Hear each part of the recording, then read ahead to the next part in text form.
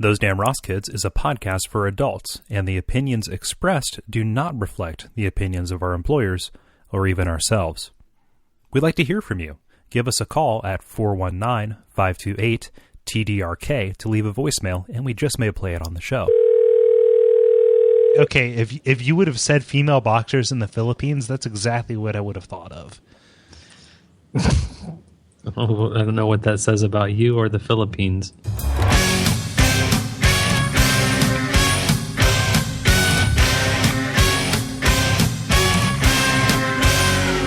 Those Damn Ross Kids, a conversation between brothers, featuring Chris and Cole Ross.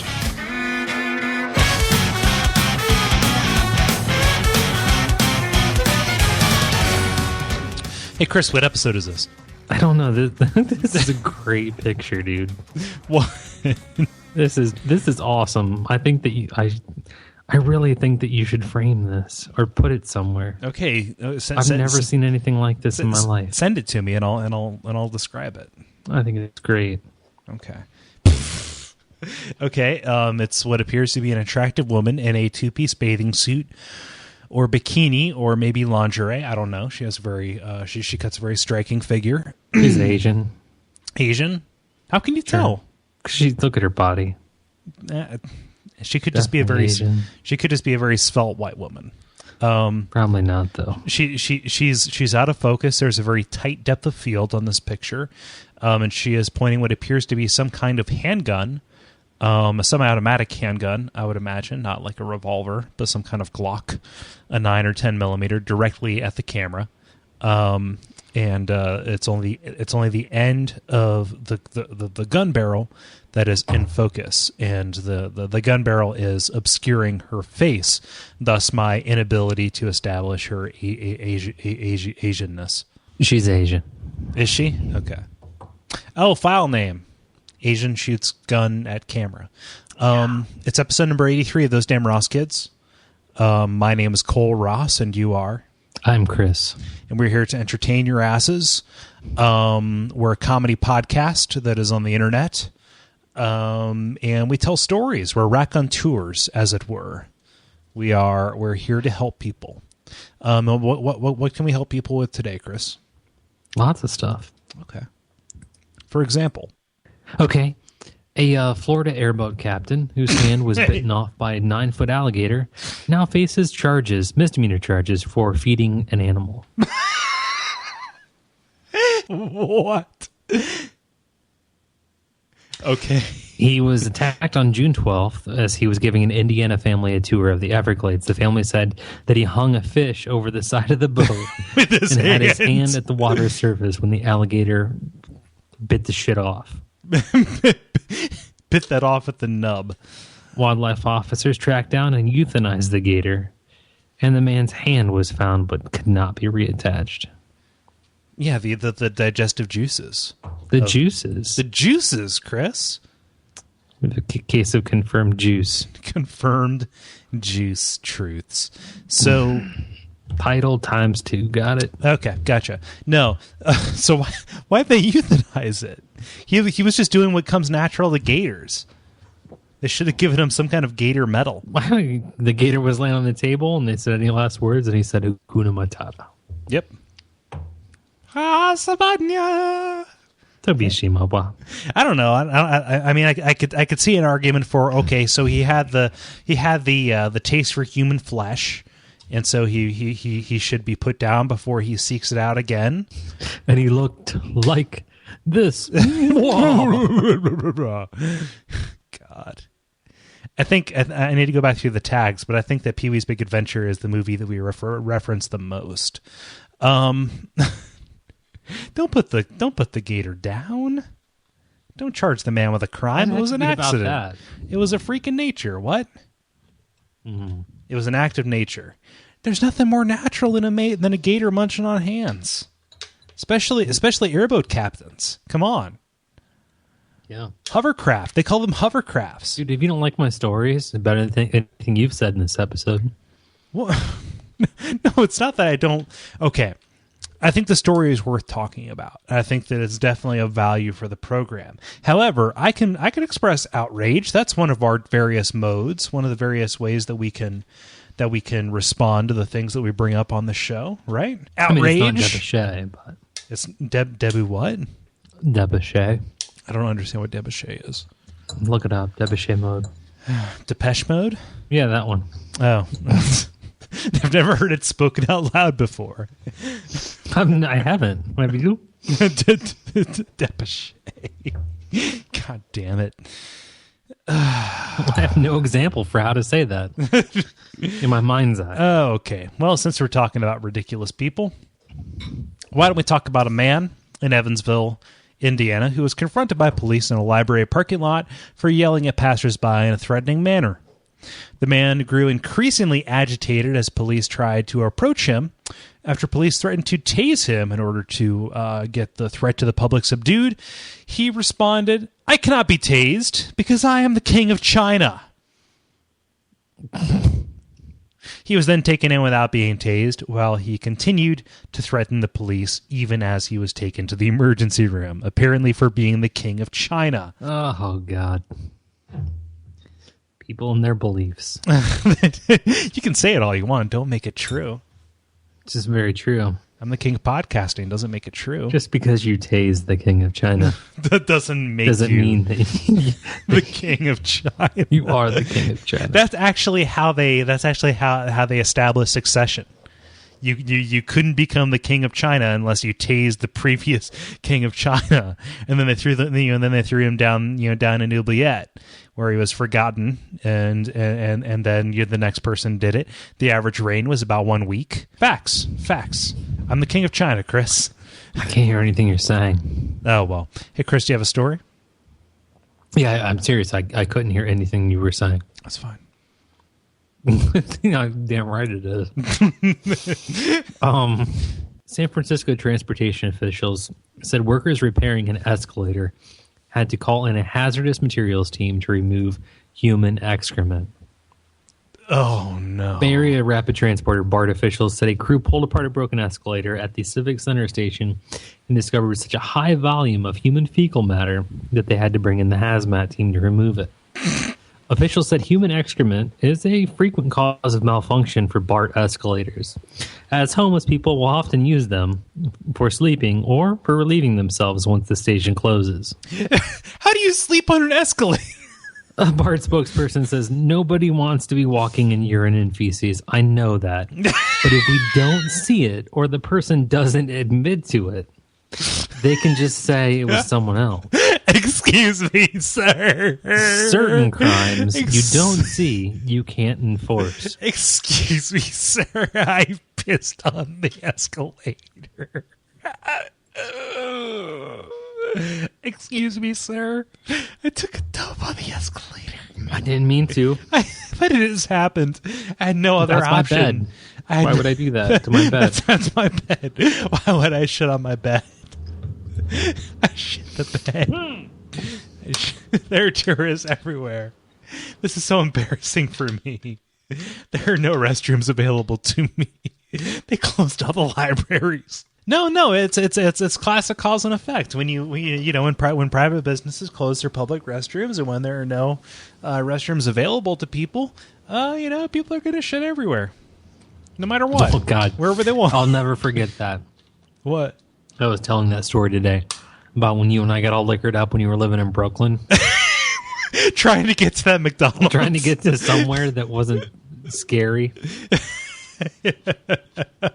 See, because we heard about this place that had like great we macaroni and cheese, little Santo Domingo, little Vega,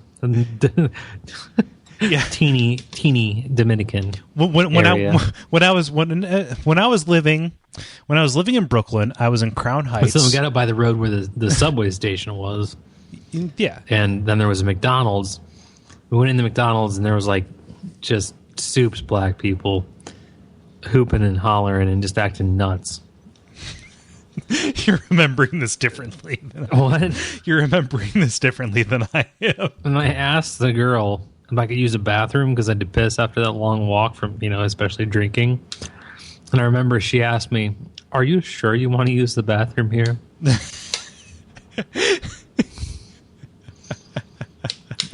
And I said, "Yeah, I have to go." I really should have listened to her. Well, yeah, it was awful. It was horrible. It was so bad. Like it was so bad. They had to send a person around. Like that. Like they didn't just hand us a key. An employee had to come with us to the restroom door to unlock it for us. You would have thought that they had escalators in there. That's how bad it was. It was rough. It was real bad. And I remember this because we were walking. I forget what the name of that. It was like Central Parkway or something like that. And Central Promenade de Escalara. The Escalara. Yeah. No. All I remember was I got off at the Jamaica station in Brooklyn on the 3 line. If you remember that, then if you know where that is, yeah. Yeah, so that was rough, but it's tough. It's tough in an urban area. There's like no place where you can take a shit if you need to, even if you're a respectable landowning white male. Like, come on, like look at me, come on. White guy poop around here. Where's a white guy going to feel comfortable pooping? What's happened to this society where a white man cannot poop where he wants to? So many stairs, so few escalators. So few escalators. If I take a shit on the stairs, Chris, where's it going to go? It's just going to sit there. It's just going to sit there. They kind of, if you've seen an escalator, the grooves in the stairs are cleaned by the brush. Interlocking grooves of the bottom. Yeah, by the brush. So it's constantly pushing the poop out. Yeah. So it's like rolling poop clouds. Basically. Yeah. No, I gotcha. I almost lost my... I think you do. Okay. Well, since we're talking about a craze that's sweeping the nation, escalator shitting. Suicide. I quit. No. Can I tell you about trampoline parks? Trampoline parks? Trampoline parks. Chris, they're all the rage these days. It's like an Asian kid adopted by hippies. Trampoline parks. My name is Trampoline Park Stevenson. I'm Vietnamese. I was adopted. Okay. No, they're all the rage these days with new facilities popping up across the nation at a staggering rate. These parks are large padded rooms with trampoline floors where patrons buy time to frolic and play. However, there's a strong movement against these parks, calling them death traps and accidents waiting to happen. One parent is trying to nurse her son back to health after he was semi-paralyzed after an accident at one. Like, he lost all of his fine motor skills and can barely speak. One location of, quote, Sky High Sports in Bellevue, Washington. One location, Chris, is undersued by 8 parents for injuries ranging from broken bones to brain damage. The chain goes so far as to post its injury rate on its website. 2 in 1,000 trampoline users are injured, Chris, while 15 in 1,000 are injured while playing football, and 21 per 1,000 are injured while playing soccer. Okay? Them's rates. Okay? Those are rates. You can't argue with those. Purveyors of these parks say that they're safe and that they're, quote, cushier than a corner office at a marshmallow factory. That is an actual quote. The biggest threat to safety is, quote, double jumping, which is performed by timing your jump so that you land right as another person is leaving the mat. Oh, yeah, they're real bad. Got to do it, right up near the side so you can launch them off. I don't know. What does that mean? You never had a friend with a trampoline when you were a kid? No, I don't think so. I don't think I was allowed. No, I had a buddy who lived up on the end of the street. His name was Corey, and he had a trampoline, and we would jump on there after we got off the end of we got off the bus at the end of the street, and then I would kind of come home, and the game of the day was to do flips and things like that, but also to try and launch each other off of it by timing your jumps weird. Fun times. Trampoline parks, Chris. It's all the rage. Can we combine laser tag with trampoline parks? Well, I think you would probably have more injuries. Laser tramps. Laser what? Laser tramps. That's not possible. Chris, I believe in a future with laser tramps. I believe in a future where what I'm about to say is acceptable. Edinburgh College professor Gavin Bradford was deemed unfit to teach by Scotland's General Teaching Council after allegedly asking a female student to shove a pie down his pants. Wait a minute. This is very Excuse important. me, miss. This is very important for the remainder of this story. He asked a female student to shove a pie down his pants. His pants. Yes. His pants. Nah, I don't want my pants in your pie. Not saying want that pie in my pants. Not saying I would like to see that pie in your pants. Yes. He said, with further investigation, the council discovered that the 37-year-old performing arts lecturer at Coatbridge College had a history of inappropriate behavior with female students. While working at a college in Ontario, Scotland, I assume, he was said to have asked more than 20 female college students to smear themselves in ketchup and eggs and pour sour milk into their underwear. This dude's straight up cray. Yeah. He's a crayfish. He allegedly asked victims, some as young as 12, to participate in these food fetish acts late at night via webcam. I want to have a lecture with you. Let's have a private one-on-one lecture. Bring plenty of mayonnaise. One of the students in the performing arts program says that while performance art occasionally includes the smearing of food on the body by oneself, there is absolutely no justification for this kind of lewd violation in the classroom or after hours. Okay. Does it, though? What a man does on his own time, that's his own thing. However, when he does it with students... Can a man just have dinner on her? What? Have her for dinner? Can't a man have her for dinner? No. What a man does in his own time, and when sriracha's involved, I guess what I'm saying is you can't get upset when there's a little bit of inflammation. Come on. Now, this irritated. This guy can a little bit. This guy can go straight to hell. Everybody's got their steez, Ride it. Ride what? Ride it. Straight to hell. Oh, okay. Get on the bus straight to hell. Oh, man. I love that that's our response. Well, speaking of performance arts, Chris. Yes. Evan Ruggiero is an inspiration to the patients at a local pediatric cancer ward. He goes there and he puts on amazing tap dancing shows. The kicker, Chris? He has only one leg. He lost his leg to bone cancer when he was in college studying musical theater. He has dedicated his life to letting other young cancer patients know that it's possible to survive. That's good, right? So he dances using his peg leg and a real leg with a tap shoe. The sound is just so different, he says. It's kind of like a really bassy sound, just like as he shifts his weight off of the peg leg, as he lands back onto it, he does it on the beat, so it sounds like a bass drum. So whereas most tap dancing, it's like there's really high timbres. He's got a lot of thump to it because his entire body weight is behind it. His inspiration is the famous tap dancer Peg Leg Bates. Look that up. Look up Peg Leg Bates. I dare you to. I'm looking it up. Okay. It's good, right? Going out there and giving little cancer kids hope. He died in 1998. Did he really? He's not as old timey as I thought. Somebody named Peg Leg Bates. That he really should be gone. He was born in 1907. Oh, okay. I got you. I'm telling people to look it up, and you haven't yourself.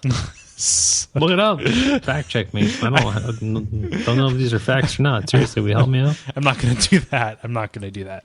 I did a search on YouTube to make sure that was a person, and yes, it was a person, and he had one leg, and he was dancing. So this is going to be another segment, though, because related to this, I need to introduce this new segment. Just please let me do it. Can I do it? Yeah, is it going to be loud? No, it's not going to be loud. I just need to say this. God damn you, news media! Was that loud? No, it's fine. Okay, cool. This is the opening line from the article that I read about this hero, this national treasure. Okay. Mm-hmm. He's a one-legged tap dancer with a lot of soul, spelled S-O-L-E, who has sidestepped his way around cancer to inspire others. Do you see what they did there, Chris? Sidestepped. Get it? Zahi full cancer. Get it?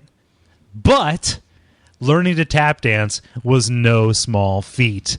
Now, Chris, you can't get this in the audio, but I will do an abridged version of this. Okay, go ahead. Okay, no, you got it as soon as I called attention to it. Now, when they say no small feat, you think that they're spelling it like FEAT, like like an accomplishment, like some kind of huge task, a goal that was achieved. But no, they spelled it FEET. Not like the not FEAT, like the trait that you take in Dungeons and Dragons. No, this is small feet. FEET. Of which he is not a possessor. He does not possess feet. It is 1 foot.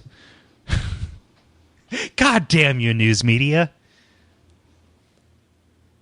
Now, I watched the local news presentation of this story at the top because I just had to see what this guy was doing. He's okay. As far as tap dancers go, I would say he's like a 6.5, 7 at best. Depends on how I'm feeling that day. But the reporter that they brought in to do it, she's an attractive blonde lady, as most of them are nowadays, and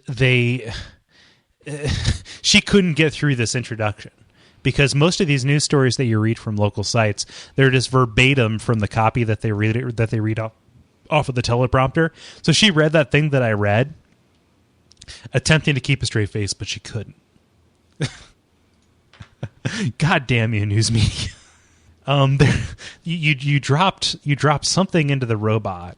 Let's see here. There's something from Business Insider. Oh, I hope it's some kind of list. Okay, watch Jon Daly swing hit a drive with David Faherty acting as a human T. Oh God, I wouldn't trust Jon Daly to do anything. You gotta watch it. It shows him back in like 1998, drunk off his ass, trying to hit a drive off of a 24-ounce can of malt liquor, and just like exploding the can. I'm gonna watch it. Okay, all right. Let's see here. You can lay down and put a tea in your mouth. I'll hit it off. Yeah, you can hit it off. I wouldn't trust him to do anything near my face. Flaherty's like a raging alcoholic, so I can imagine that this is a sober adventure. Isn't? Let's not do this, guys. Let's not do this. The memory about Jon Daly and an innocent beer can.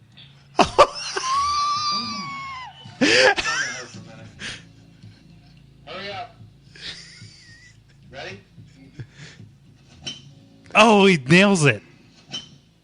By which I mean his face. John Flaherty has no face now. Oh wow, yeah, Jon Daly. One of my first toots, or when I was back when I first started tweeting, I said an Arnold Palmer, I guess is that one of those things? An Arnold Palmer that's lemonade and iced tea. No, I think it's called half and half. Is it? No, well I mean, it's lemonade, half iced tea. Yeah, it's a delicious summer drink, but it is also named after the golfer Arnold Palmer, and I tweeted, that that's what that is, but lemonade and beer, that's a Jon Daly, and I found out that lemonade and beer is an actual thing.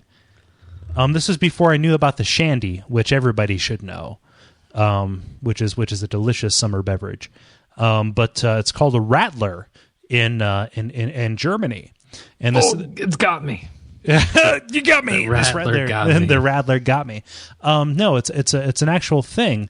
That's how they can drink so much at Oktoberfest, because they mix their beer with either lemonade or Sprite. Gross. You're a fan of the shandy, right? You're a fandy. I'm a fandy. You're a fandy. Okay. So, sorry, I just wanted to say fandy. Was that your story or mine? It was yours. It was always yours. Always you. Always me. Well, you know what that means. It's my turn. A Western Pennsylvania man remains jailed on charges he harassed and stalked a woman under the mistaken belief that he was once married to her and fathered children with her. The woman's husband tells police that they used to be friends with the man, but that Young was never married to the woman, nor does he have children with her. Police say that the man left cards and gifts on the couple's porch for the woman and their imaginary children. Little Stevie. He's got his daddy's eyes. He does. Look at the pictures. Look at these You're photoshopped holding pictures. index cards. It's Blank index cards. those are stick figures. Looks like you cut that out of black construction paper. That's odd. Is there any more to the story than that?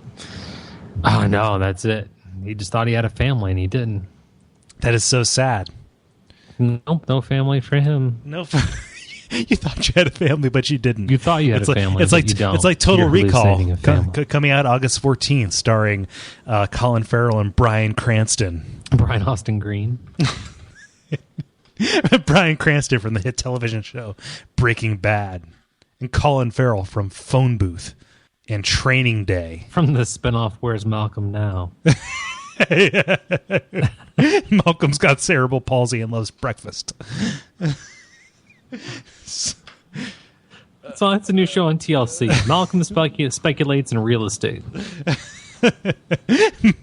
Malcolm crashes his Lotus.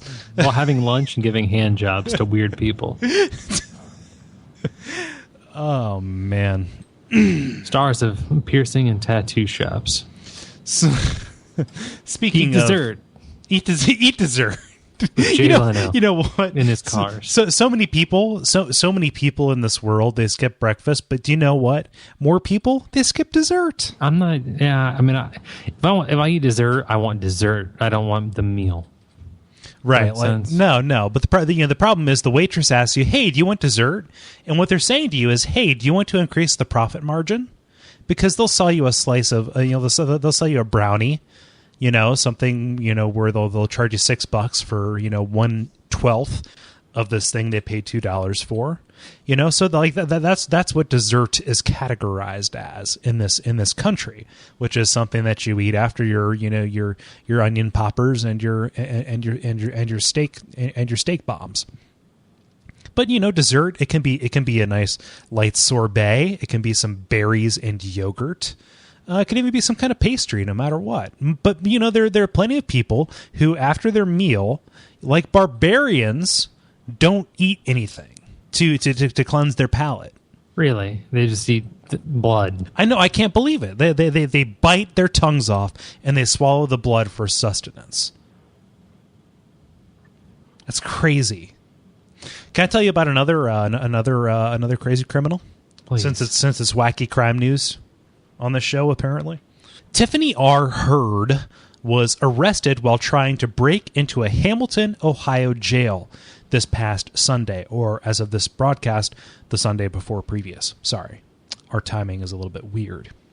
Officers responded to a suspicious individual who was attempting to climb over the barbed wire fence leading into the prison.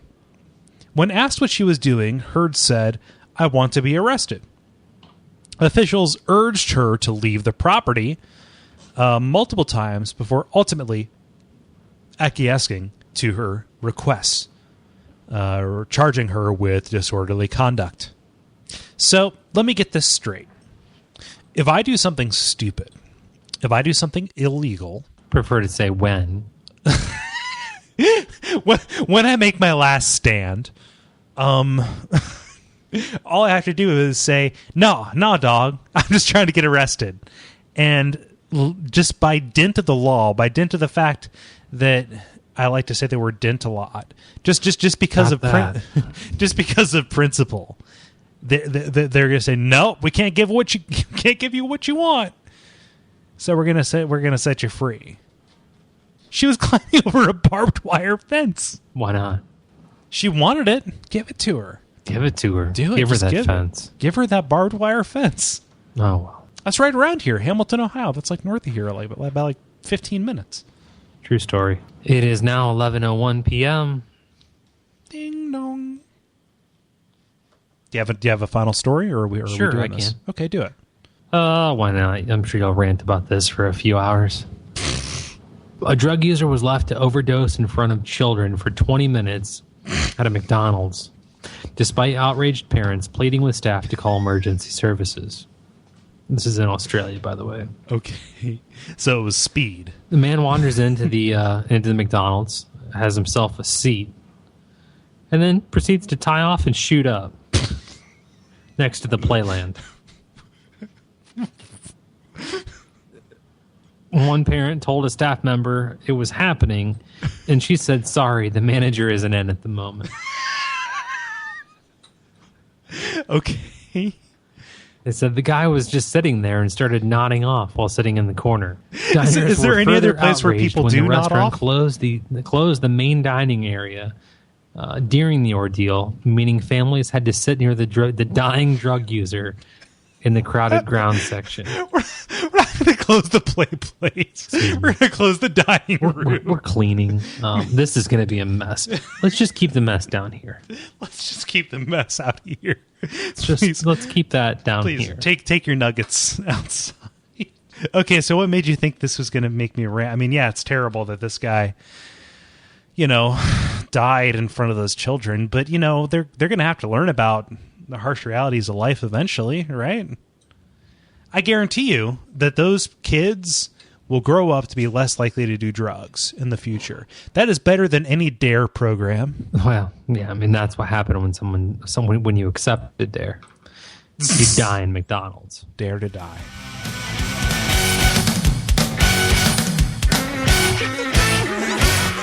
This has been Those Damn Ross Kids.